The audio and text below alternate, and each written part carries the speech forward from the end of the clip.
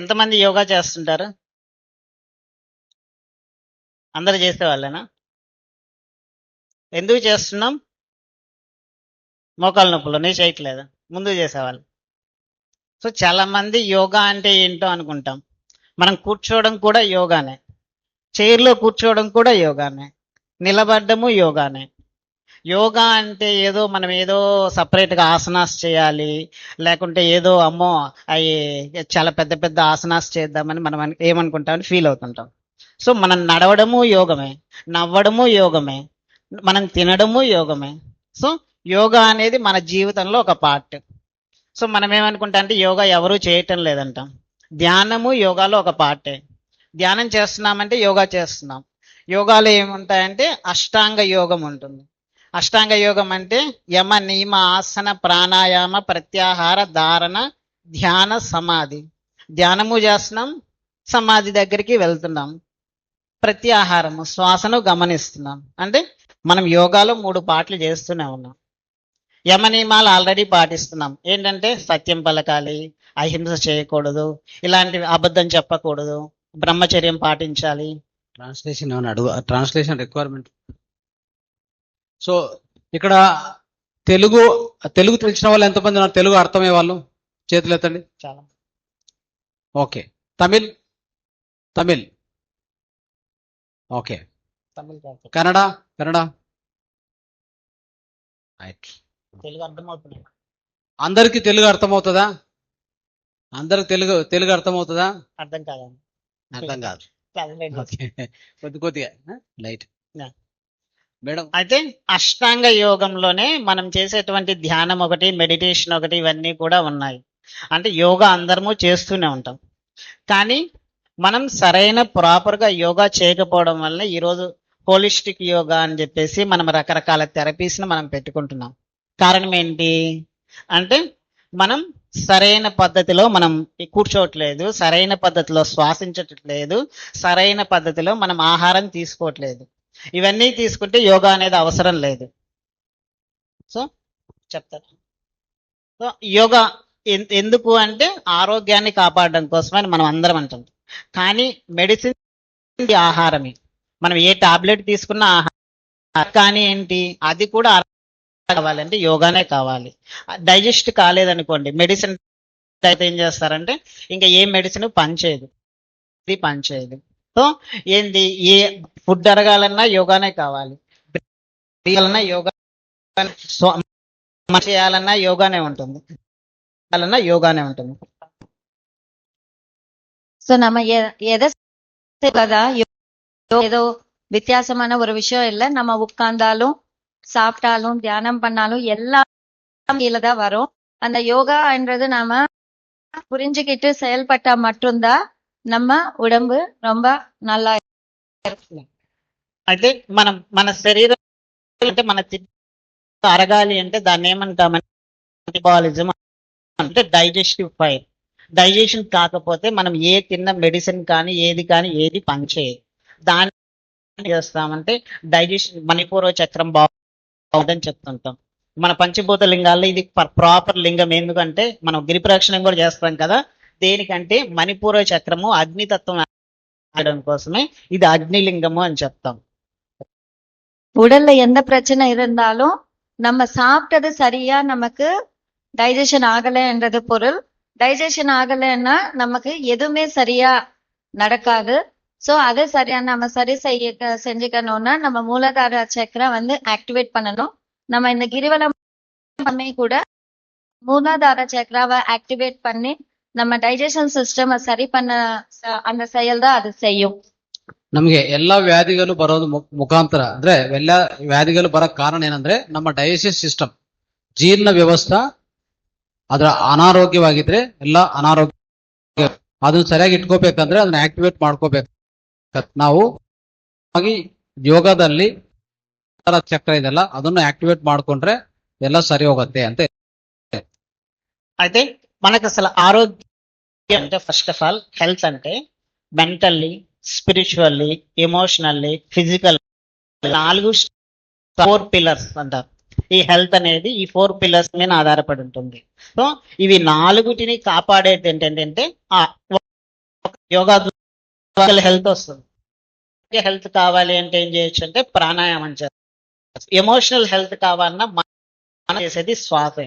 శ్వాసను మనం ఏం చేస్తామంటే శ్వాసని ఆపివేసి ఎలాంటి మనము ఆలోచించలేము, మనం ఏది మాట్లాడలేము. శ్వాస మనం మాట్లాడలేము.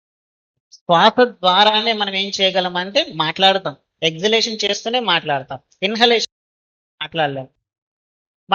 మనం రెండు ముక్కులు ఇలా మూసేసి మనం ఆలోచించమంటే ఒక సెకండ్ కూడా, అంటే శ్వాస ఆపేస్తే మన ఆలోచన ఆగిపోతుంది. ஸோ நமக்கு என்ன அப்படின்னு பார்த்தீங்கன்னா உடல் மனம் உணர்ச்சிகள் ஆன்மாக்குமே நமக்கு ஆரோக்கியமா இருக்கணும். உடல் ஆரோக்கியமா இருக்கணும்னா நம்ம யோக பயிற்சிகள் செய்யணும். அதுவே மனம் ஆரோக்கியமா இருக்கணும் என்றால் మనసు ఎమోషన్ మన ఎమోషన్తో మన నాలుగు చెప్పారు కదా. Physically mental.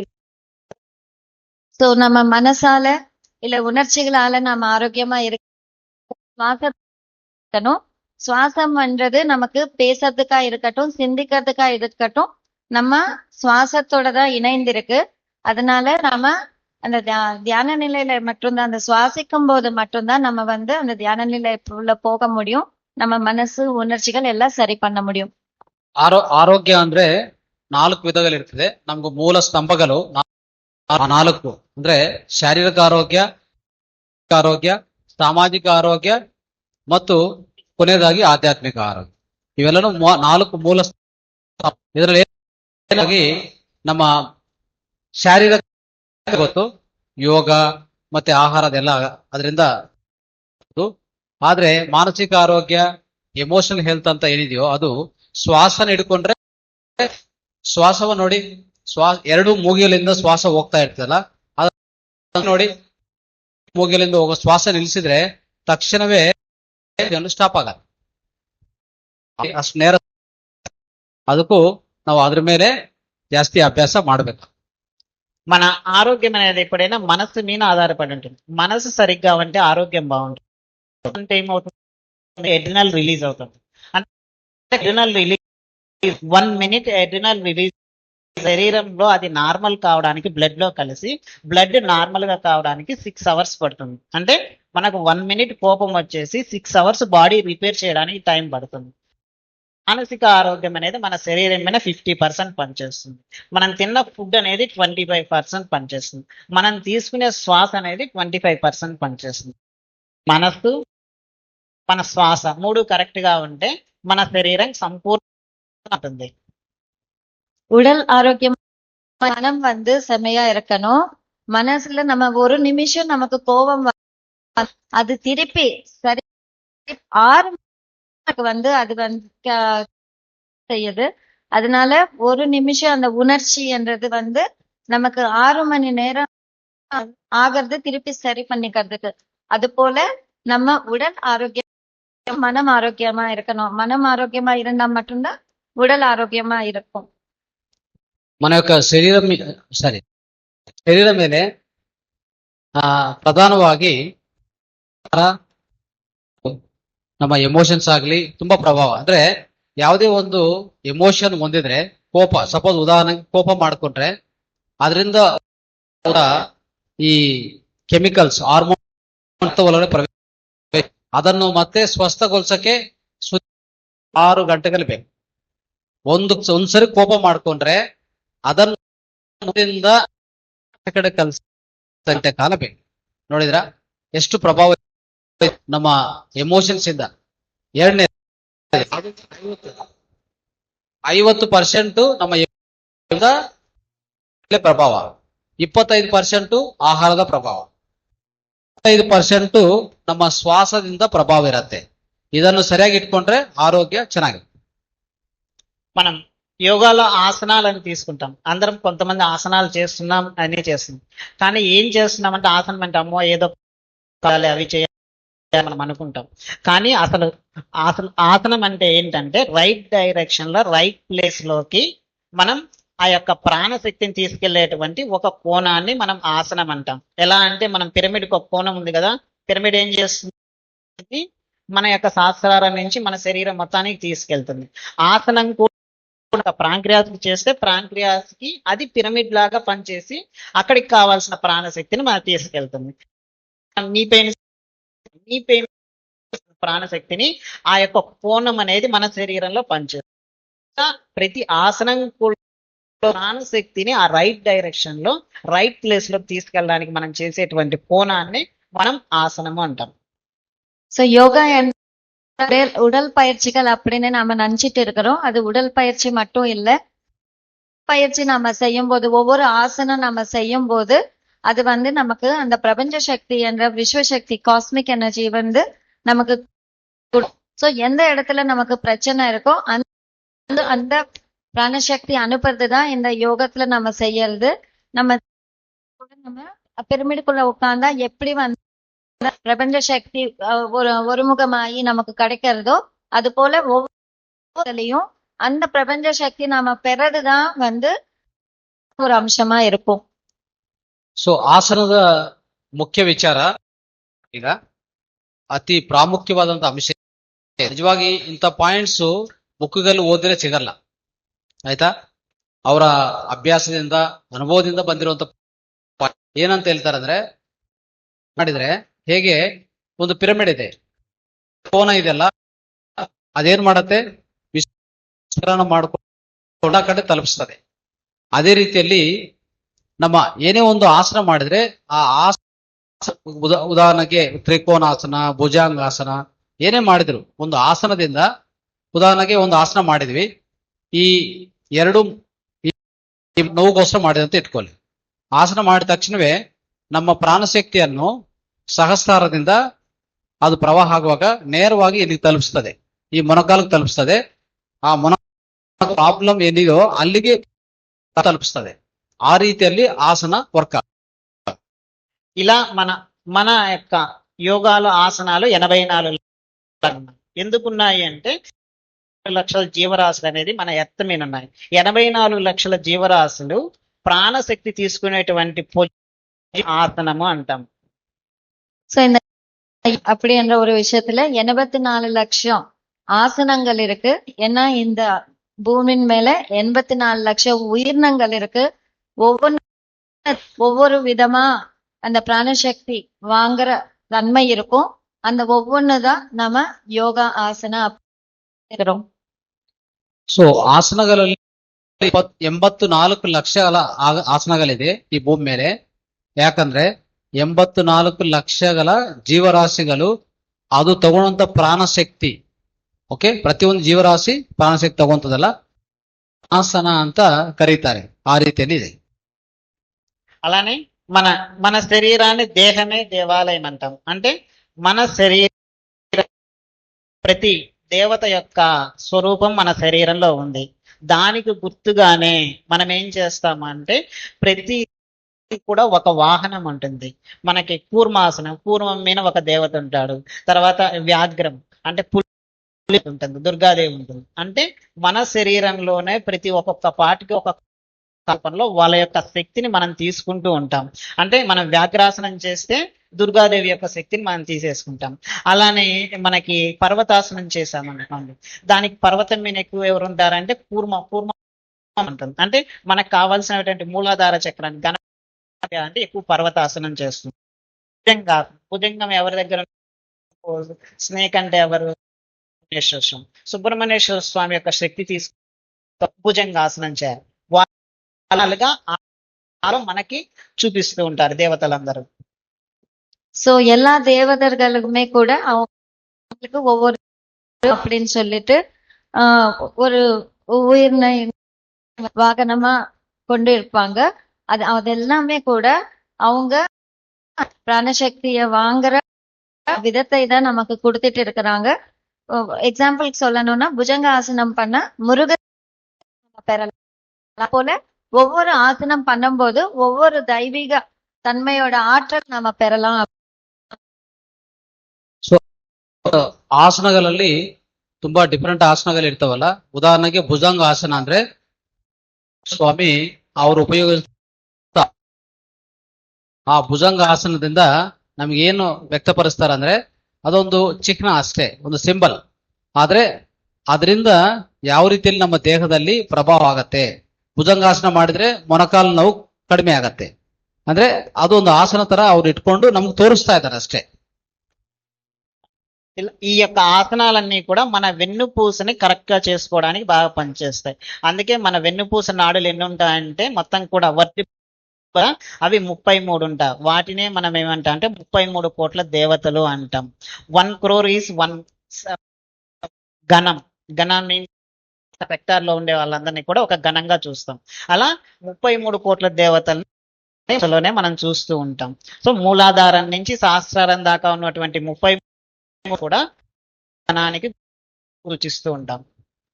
ஸோ நம்ம பேக் போன் அப்படின்னு சொல்றோம் இல்லையா? ஸோ நம்ம பேக் போனை வந்து சரி பண்ணிக்கிறதுக்கு தான் இந்த ஆசனங்கள் எல்லாம் 33 தமிழ்ல ఏమంటారో తెలుసు 33 లక్షం அது தெரியும் போன்ஸ். ஸோ 33 லட்சம் தேவர்கள் இருக்காங்க. ஸோ அந்த ஒவ்வொரு இதுவுமே கணத்துக்கு சம்பந்தப்பட்ட தேவதர்கள் எல்லாம் அதுல குடியிருப்பாங்க. நம்ம பேக் போன நம்ம வாழ்க்கை ரொம்ப நல்லா இருக்கும். அந்த தேவதர் ಅರುಳ್ ನಮಗ கிடைக்கும். ನಮ್ಮ ದೇಹದಲ್ಲಿರುವಂತ ಈ ಬೆನ್ನು ಮೂಲೆ ಮೇಲೆ ಇರುವಂತ 33 ಒಟರ್ಬೆ ಇರ್ತದಲ್ಲ, 33 ಒಟರ್ಬೆ, ಒಂದೊಂದು ಅಂದ್ರೆ 33 ಅಂದ್ರೆ ಒಂದೊಂದು ಒಟರ್ಬೆ ಅಂತಾರೆ 33 ಕೋಟಿ. 33 ಒಟರ್ಬೆಗೆ 33 ಕೋಟಿ ದೇವತೆಗಳು, ಒಂದು ಕೋಟಿ ದೇವತೆ. ಆ ರೀತಿಯಲ್ಲಿ ಅದನ್ನು ಸ್ವೀಕರಿಸ್ತಾರೆ. అందుకే మనం ధ్యానం చేసేటప్పుడు వెన్ను నిటారుగా ఎందుకు పెడతామంటే ఈ యొక్క 33 కోట్ల దేవతల ప్రాణశక్తి ఉన్నటువంటి 33 కోట్ల గణాల కూడా ఒక ఆర్డర్ లోకి వస్తుంది. మనం కానీ మనం మెడిటేషన్ చేసి వెన్ను ఎందుకు నిటారుగా పెడతామంటే ఈ యొక్క 33 వర్టిబల్స్ ప్రాణశక్తి ఫ్లో అనేది కరెక్ట్ గా ఉంటుంది. நம்ம தியானம் செய்யும் போது நம்ம பேக் போன் வந்து ஸ்ட்ரைட்டா இருக்க வந்து பெறுவதற்காக தான் நாம இந்த பயிற்சிகள் செய்யணும். ಶ್ವಾಸ ನಾವು ತಗೊಂತೀವಲ್ಲ, ಅದರಲ್ಲಿ ಪ್ರತ್ಯೇಕವಾಗಿ ಈ ಆಕ್ಸಿಜನ್ ಇನ್ಕ್ರೀಸ್ ಮಾಡಕ್ಕೆ, ನಾವು ತಗೊಂಡೋ ಶ್ವಾಸದಲ್ಲಿ ಆಕ್ಸಿಜನ್ ಪರ್ಸೆಂಟೇಜ್ ಇನ್ಕ್ರೀಸ್ ಮಾಡಕ್ಕೇನೆ ಈ ಪ್ರಾಣಾಯಾಮ ಯೋಗ ಮಾಡೋದು. ಅದು ಮಾಡಿದ್ರೆ ఆక్సిజన్ పర్సంటేజ్ జాస్తి ಆಗತ್ತೆ. అయితే ఇప్పుడు మనం ఆసన ప్రాణాయామం అయిపోయింది. ప్రత్యాహారము అంటే మన మనసుకు మనల్ని కంట్రోల్ చేయడానికి సెన్స్ ఆర్గాన్స్ మొత్తానికి అంటే జ్ఞానేంద్రియాలు కర్మేంద్రియాలు అన్నిటిని కంట్రోల్ చేయడానికి చేసేటువంటి ప్రత్యాహారం. అంటే వాటిని కంట్రోల్ చేయాలంటే శ్వాసన కంట్రోల్ చేస్తాం. అంటే ప్రాణాయామం చేస్తే ఏమవుతుంది, మనసు కంట్రోల్ అవుతుంది, సెన్స్ ఆర్గాన్స్ కంట్రోల్ అయిపోతాయి. మన బాడీ అంతా ఫిజికల్ గా కనపడే బాడీని మనం కంట్రోల్లో ఉంచడానికి ప్రాణాయామం ఉపయోగపడుతుంది. ஸோ யோகம் பிராணாயாமம் எல்லாம் செய்யறதுனால பிரத்யாகாரம் அப்படின்ற ஒரு விஷயம் கூட நமக்கு கிடைக்கும்.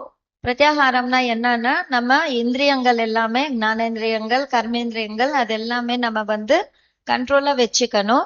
அது வந்து தன்னால நடக்கும். நாம இது செய்யும் போது எல்லாமே தன்னால ಕಂಟ್ರೋಲ್ ಆಯಿடும். ಸೊ ಇದು ಪ್ರಾಣಾಯಾಮದಲ್ಲಿ ಪರ್ಟಿಕ್ಯುಲರ್ಲಿ ಯೋಗ ಆಸನ ಆದ್ಮೇಲೆ ಯೋಗ ಪ್ರಾಣಾಯಾಮ ಆದ್ಮೇಲೆ ನೆಕ್ಸ್ಟ್ ಬರೋದೇ ಪ್ರತ್ಯಾಹಾರ. ಪ್ರತ್ಯಾಹಾರ ಅಂದ್ರೆ ಏನು? ನಮ್ಮ ಇಂದ್ರಿಯಗಳ ನಿಯಂತ್ರಣ, ಜ್ಞಾನೇಂದ್ರಿಯಗಳು ಕರ್ಮೇಂದ್ರಿಯಗಳು ಅದರ ನಿಯಂತ್ರಣ, ಅದನ್ನು ನಿಚ್ಚಳಗೊಳಿಸ್ತೀವಲ್ಲ ಅವಾಗ ಮನಸ್ಸು ಆಟೋಮೆಟಿಕ್ ಆಗಿ ಕಂಟ್ರೋಲ್ ಬರುತ್ತೆ. ಆಯ್ತಾ? ಸೊ ಅಂದ್ರೆ ಈ ಪ್ರಾಣಾಯಾಮ ಮಾಡ್ತಾ ಇದ್ರೆ ಎಲ್ಲ ಈ ಕರ್ಮೇಂದ್ರಿಯಗಳು ಈ ಜ್ಞಾನೇಂದ್ರಿಯಗಳು ಪ್ರತ್ಯಾಹಾರ ಆಗಿ ನಮ್ಮ శ్వాస రేటు కడిమే ಆಗತ್ತೆ, ఆలోచనలు కడిమే ಆಗತ್ತೆ.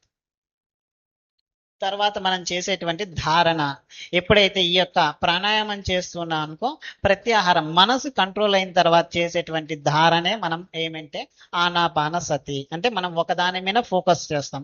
అది బ్రెత్ మీద కావచ్చు, థర్డ్ ఐ కావచ్చు, రకరకాలైనటువంటి పద్ధతులు ఉన్నాయి. ఇవన్నీ కూడా ఫోకస్ చేయడాన్ని మనం ఏమంటాం ధారణ అంటాం. ఆ ధారణ తర్వాత వచ్చేటువంటి స్థితిని మనం ఏమంటాం ధ్యానము అంటాం.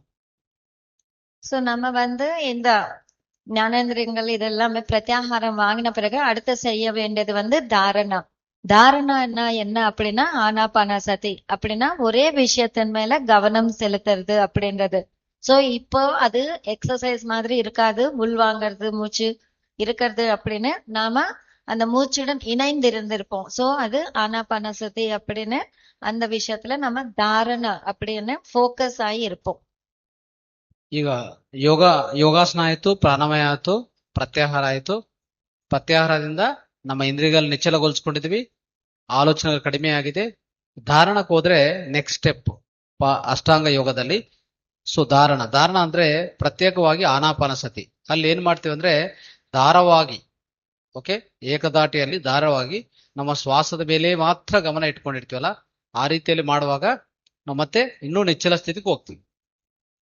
ఇలా మనం ఎప్పుడైతే ఆసన ప్రాణాయామ ప్రత్యాహార ధారణ ఎప్పుడైతే చేయగలుగుతామో అప్పుడు మనం ఎక్కడికి వెళ్తాం? మెడిటేషన్కి వెళ్తాం. మెడిటేషన్ అంటే ఏంటి? అందరం ఏమంటాం? కళ్ళు మూసుకొని కూర్చున్నాం, లేకుంటే వేరే లోకాలకు వెళ్ళాము, లేకుంటే నాకు శివుడు కనపడ్డాడు అంటే ఇమాజినరీ స్టేటా, అది నిజంగా కనపడ్డాడా అనే స్టేజ్లో లేకుండా మనకి ఏవేవో కనపడుతూ ఉంటాయి. ఎందుకు కారణం అంటే మన బ్రెయిన్లో ఉన్న న్యూరాన్స్ అప్పటికి ఏ రియాక్ట్ అవుతాయో ఆ యొక్క ఇమేజెస్ అనేది మనకు కనపడుతూ ఉంటాయి. ஸோ அதுக்கப்புறம் என்ன நடக்கும் அப்படின்னா நம்ம தியானத்துக்கு செல்வோம். தியானம் என்ன அப்படின்னு பாத்தீங்கன்னா நமக்கு நிறைய விஷயங்கள் வந்து நம்ம கண்ணு முன்னாடி தெரிஞ்சுட்டே இருக்கும். அது நாம யோசிச்சுட்டு இருக்கிறோமா, அது நன்கு ஊகிச்சுட்டு இருக்கிறோமா அப்படின்னு நம்ம நினைச்சுப்போம். அது என்ன நடந்தாலும் அது வந்து நமக்கு நிறைய விஷயங்கள் கண்ணுக்கு தெரிய வரும். ಎಸ್, ಈಗ ಧಾರಣ ಆಯ್ತಲ್ಲ, ನೆಕ್ಸ್ಟ್ ಧ್ಯಾನ. ಧ್ಯಾನ ಅಂದ್ರೆ ನಾವೆಲ್ಲ ಅನ್ಕೊಂಡದ್ದು ಕಣ್ಣು ಮುಚ್ಕೊಂಡು ಶ್ವಾಸದ ಮೇಲೆ ಗಮನ ಇಟ್ಕೊಂಡಿದ್ವಿ.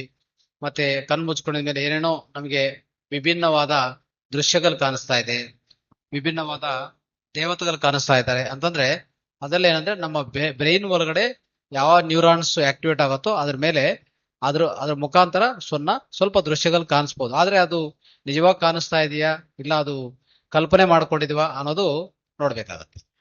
అకార్డింగ్ టు సైన్స్ ఏం చెప్తుందంటే మెడిటేషన్ అంటే సైలెన్స్. ఏంటిది ఆ సైలెన్స్ అంటే మనం బ్లడ్ సర్క్యులేషన్, మజిల్, తర్వాత మనకు సప్త ధాతుస్ అని చెప్తాం, అన్నీ కూడా ఒక ఆర్డర్ లో ఉంచేసి సైలెన్స్ లో ఉండే స్థితిని మనం ఏమంటాం అంటే ధ్యానం అంటాం. ధ్యానంలో ఏమీ కనపడవు ఫైనల్ గా. అందుకే ఏం చెప్తాం అంటే పరబ్రహ్మాన్ని కూడా ఎక్కడ ఉంటుందంటే మౌన వ్యాఖ్య పరబ్రహ్మ తత్వం అని దక్షిణామూర్తి దాంట్లో మనం ఇప్పుడు గిరిప్రక్షణ చేస్తాం కదా, ఆ దక్షిణామూర్తి తత్వం కూడా అదే చెప్తుంది. ఏం చెప్తుంది? మౌన వ్యాఖ్య పరబ్రహ్మ తత్వం ఎక్కడుంది? సైలెన్స్ లో ఉంది.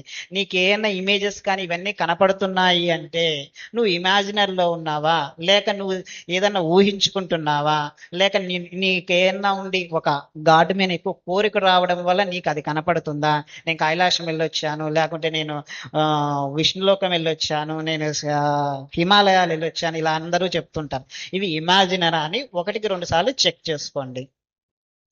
ஆக்சுவலா தியானம்னா என்ன அப்படின்னா மௌனத்துல இருக்கிறது. அப்படின்னா எந்த ஒரு இது செயலும் இல்லாம, எந்த ஒரு சிந்தனைகளும் இல்லாம அது எல்லாமே சைலண்ட் ஆகிறது, அதுதான் தியானம் அப்படின்னா. சோ நமக்கு வந்து ஏதாவது விஷயங்கள் தெரியறது அப்படி ஏதாவது நம்ம பார்த்து கொண்டு இருக்கிறோம் தியானத்துல அப்படின்னா அதெல்லாம் நம்ம ஊகிச்சிட்டு இருக்கிறோமா இல்ல நம்ம எண்ணங்களா அப்படின்றது நம்ம செக் பண்ணிக்கணும். ஆனா அந்த நிலைக்கு போறதுதான் சரியான தியானம் அப்படின்னு சொல்றது. எந்த விஷயங்கள் இல்லாத ஒரு நிலைக்கு போறதுதான் சரியான தியானம். ಸೊ ಧ್ಯಾನದಲ್ಲಿ ಮೌನ ಅನ್ನೋದಂದ್ರೆ ಸೈಲೆನ್ಸ್ ಅನ್ನೋದು ಬಹಳ ಇಂಪಾರ್ಟೆಂಟ್ ಆಗಿರ್ತದೆ. ಸೊ ನಾವೆಲ್ಲರೂ ಧ್ಯಾನದಲ್ಲಿ ಏನೇನೋ ನೋಡ್ತಾ ಇರ್ತೀವಲ್ಲ, ಕಾಣಿಸ್ತಾ ಇರ್ತವೆ, ಅವೆಲ್ಲ ಎಷ್ಟುವರೆಗೆ ಕರೆಕ್ಟ್ ಅನ್ನೋದು ನಾವು ಪದೇ ಪದೇ ನೋಡ್ಕೋಬೇಕು. ಅದಾದ್ರೆ ಅದು ಗೊತ್ತಾಗಲ್ಲ ಯಾವುದು ನಿಜ ಯಾವುದು ಕಲ್ಪನೆ ಅನ್ನೋದು. ಸೊ ಆದ್ರೆ ಈ ಮೌನಕ್ಕೆ ಬಹಳ ಇಂಪಾರ್ಟೆನ್ಸ್ ಇದೆ ಧ್ಯಾನದಲ್ಲಿ. ಅಂದ್ರೆ ಶೂನ್ಯತ ಕಡೆ ಪ್ರಯಾಣ. ಧ್ಯಾನ ಅಂದ್ರೆ ಆದಷ್ಟು శూన్యత కడనే ప్రయాణ ಅಂತ అర్థ. దీన్ని మనం అష్టాంగ యోగం అంటాం. అయితే దీంతో పాటు నేను ఇంకొక థెరపీస్ చెప్తాను. హైడ్రోథెరపీ అంటారు. వాటర్ ఎలా తాగాలి, అందరం ఎలా తాగుతున్నాం అంటే ప్రపంచంలో ఇందాక చెప్పుకున్నాం కదా 84 లక్షల జీవరాశుల్లో అన్ని జీవరాశులు కూడా వాటర్ తల వంచుకొని తాగుతాయి. మనం ఒక్కరమే తల ఎత్తుకొని వాటర్ తాగుతాము. ఎందుకో తెలుసా? అందరం ఇలా బాటిల్తో ఇలా తాగుతాం, గ్లాసులతో తాగడం మానేసేసాము, తర్వాత మనం చేతులతో తాగడం మానేసేసాం. అప్పటి నుంచే మనకి థైరాయిడ్ గ్లాండ్ అనేది పనిచేయడం மானேసింది. ஸோ இந்த அஷ்டாங்க யோகத்தோட சேர்ந்து நான் சில தெரப்பி சொல்லி கொடுக்கணும்னு நினைக்கிறேன். ஹைட்ரோ தெரப்பி அப்படின்னா நீர் எப்படி குடிக்கணும் என்ற ஒரு ஞானம். நாம எல்லா 84 லட்சம் உயிரினங்களுமே தண்ணீர் வந்து நக்கி நக்கி குடிக்கும். நாம மட்டும்தான் தலை தூக்கி மேலில இருந்து குடிக்கிறோம்.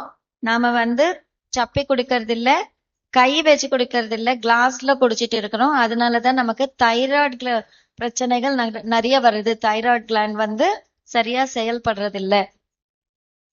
ಸೊ ಇಷ್ಟವರೆಗೂ ಅಷ್ಟಾಂಗ ಯೋಗ ಮುಕ್ತಾಯ ಆಯಿತು. ನೆಕ್ಸ್ಟ್ ಹೈಡ್ರೋಥೆರಪಿ ಬಗ್ಗೆ ಸ್ವಲ್ಪ ಡೀಟೇಲ್ಸ್ ನಾನು ಹೇಳ್ತೀನಿ. ಹೈಡ್ರೋಥೆರಪಿಯಲ್ಲಿ ಪ್ರಧಾನವಾಗಿ ಏನಂದ್ರೆ ನೀರು ಕುಡಿಯೋ ವಿಧಾನ. 84 ಲಕ್ಷಗಳ ಜೀವರಾಶಿಗಳು ಯಾವುದೋ ನೀರು ಈಗ ಮೇಲೆ ಎತ್ಕೊಂಡು ಕುಡಿಯೋದಲ್ಲ, ಆದಷ್ಟು ಮುಖ ಕೆಳಗಡೆ ಇಟ್ಕೊಂಡೇ ಕುಡಿಯೋದು ಅಲ್ವಾ. ಅದು ನಾವು ಮಾಡ್ತಾ ಇಲ್ಲ, ಅದು ಮೊದಲನೇದು. ಆಮೇಲೆ ಕುಡಿಯೋದು ಅಷ್ಟೇ, ಸೊ ಗುಡ್ಡ ಕುಡಿಯೋದು ಒಂದು, ಇದೆಲ್ಲ ತಪ್ಪುಗಳು ಮಾಡ್ತಾ ಇರ್ತೀವಿ. ಅದರಿಂದನೇ ನಮ್ಮ ಇದೆಲ್ಲ ಪ್ರಭಾವ థైరాయిడ్ గ్లాండ్ మీద ಇದೆ. ಅದಕ್ಕೆ థైరాయిడ్ వర్క్ ಮಾಡ್ತಾ ಇಲ್ಲ. సో మేము చేసిన ఎక్స్పెరిమెంట్లో ఏంటంటే, ఎప్పుడైతే నువ్వు డైరెక్ట్గా నోటితో వాటర్ తాగితే కాన్స్టిపేషన్ ప్రాబ్లం పోయింది, తర్వాత యాసిడిక్ రిఫ్లెక్షన్స్ పోయాయి, తర్వాత డైజెషన్ ఇష్యూస్ పోయాయి, తర్వాత డయాబెటిక్ కంట్రోల్లోకి వచ్చింది. సో నోటితో వాటర్ తాగడంతోనే చాలా రకాలైనటువంటి ప్రాబ్లమ్స్ అనేది కంట్రోల్లోకి వచ్చాయి. நாங்க ஆராய்ச்சி பண்ணி என்ன கண்டுபிடிச்சிருக்கோம் அப்படின்னா, நேரடியாக நம்ம வாயிலிருந்து தண்ணி குடிக்க முடிஞ்சா நமக்கு இந்த நோய்கள் எல்லாம் இருக்கவே இருக்காது. அசிடிட்டி ப்ராப்ளமா இருக்கட்டும், டயபெட்டிஸா இருக்கட்டும், இந்த மாதிரி நிறைய வியாதிகள்ல இருந்து நம்ம வெளியே வந்துடலாம்.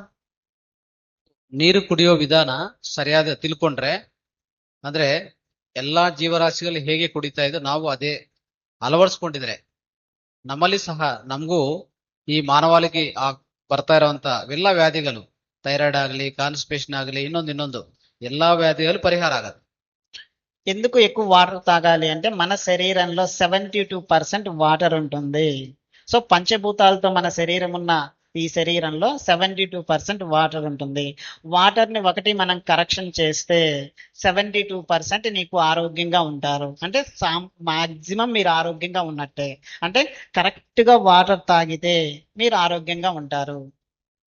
ஸோ நம்ம நிறைய நீர் குடிக்க வேண்டியது இருக்கு. ஏன்னா நம்ம உடல்ல 72% நீர் தான் இருக்கு. அதனால நம்ம நீர் சரியா குடிச்சாலே போதும், நமக்கு நிறைய பிரச்சனைகள்ல இருந்து நாம வெளியே வரலாம். ಸೊ ನೀರು ಸರಿಯಾಗಿ ಕುಡಿದ್ರೆ, ಯಾಕೆ ನೀರು ಸರಿಯಾಗಿ ಕುಡಿಯಬೇಕು, ಯಾಕೆ ಹೆಚ್ಚು ಕುಡಿಬೇಕು ಅಂದ್ರೆ, ನಮ್ಮ ದೇಹದಲ್ಲಿ 70% ನೀರಿದೆ ಆಯ್ತಾ. ಅವಾಗ ಆ ನೀರಿನ ಪರ್ಸೆಂಟೇಜ್ ಹಾಗೆ ಇಡಬೇಕು, ಅಂದ್ರೆ ಸಮತೋಲ್ಯಗೊಳಿಸ್ಬೇಕು, ಮೇಂಟೈನ್ ಮಾಡಬೇಕು ಲೆವೆಲ್ ಆಫ್ ವಾಟರ್.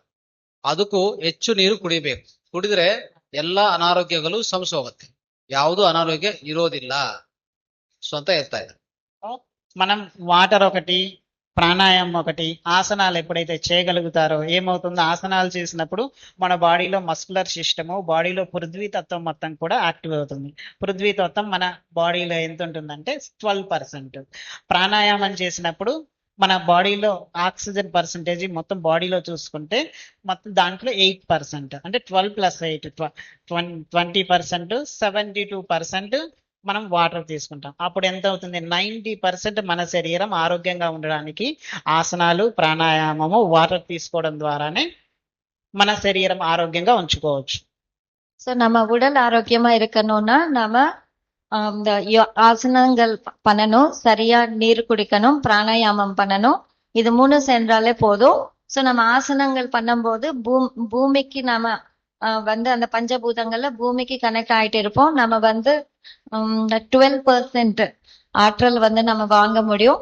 அதே போல நம்ம பிராணாயாமம் செய்யும் போது ஆக்சிஜன் என்றது 8% நம்ம வாங்க முடியும். 20% அதாச்சுன்னா நாம நீர் சரியா குடிக்கும் போது 70% நமக்கு சரி பண்ணிக்கலாம். அதனால 90% வந்து நம்ம உடலை வந்து நாம அழகா நம்ம இது 3 செஞ்சாலே போதும், உடல் ஆரோக்கியம் அழகா நம்ம மெயின்டைன் பண்ணிக்கலாம். ಸೊ ಯೋಗಾಸನಗಳು, ಪ್ರಾಣಾಯಾಮ, ಈ ಹೈಡ್ರೋಥೆರಪಿ, ನೀರು ಸರಿಯಾಗಿ ಕುಡಿಯೋದು, ಆಹಾರ ವಿಧಾನ ಎಲ್ಲದಿಂದ ಏನ್ ಮಾಡ್ಬೋದು ಅಂದ್ರೆ ಪ್ರಾಣಾಯಾಮ ಇದೆಲ್ಲ ಸರಿಯಾಗಿ ಮಾಡ್ಕೊಂಡಿದ್ರೆ ನಮ್ಮ ಆರೋಗ್ಯವನ್ನು ಅತಿ ಸುಲಭವಾಗಿ ನಾವು ನಿರ್ವಹಣೆ ಮಾಡ್ಕೋಬಹುದು. ಯಾವುದೇ ಅನಾರೋಗ್ಯ ಬರೋದಿಲ್ಲ ಸರಿಯಾದ ರೀತಿಯಲ್ಲಿ ಮಾಡ್ಕೊಂಡ್ರೆ. ಇವೆಲ್ಲ ಮಾಡ್ಕೋಬೇಕು. అంటే ఇప్పుడు మనం ఆరోగ్యాన్ని కాపాడుకోవడానికి ఆసన, ప్రాణాయామ, వాటర్ ఒకటి తీసుకుంటే దాదాపు 90% ఆరోగ్యం మనకు వచ్చేస్తుంది. అందుకే మనం ఏం చేయాలి? ఆసనాస్ చేయాలి, ప్రాణాయామం, దానికోసం మెడిటేషన్ చేయాలి, దానితో పాటు వాటర్ సరిగా తీసుకోవాలి. చాలు. ఇది ఒక్కటి చేయగలిగితే మీ శరీరం ఆరోగ్యంగా ఉంటుంది.